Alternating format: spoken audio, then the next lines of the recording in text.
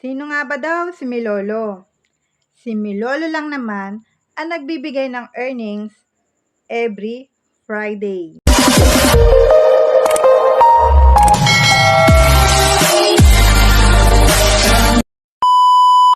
Yes, matik po iyan basta Friday, sahod mo na, payout mo na, automatic withdraw. Basta may GCash ka, may Milolo ka, may pera ka. Legit talaga to. Naririnig mo na ba to? Alam ko, naririnig mo na yan dahil ito ay pinagkakaguluhan ngayon. Trending na earning apps. Kaya kung gusto mo itry, i-click mo na itong nasa comment section. Yung link ay nasa comment section.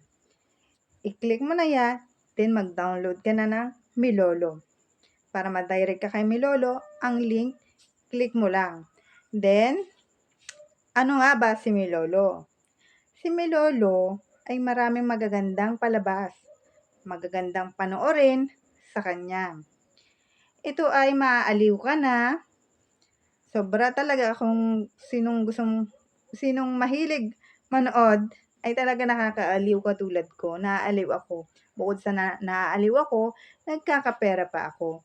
Kaya itry mo na, wag ka na magpahuli sa legit trending na Milolo.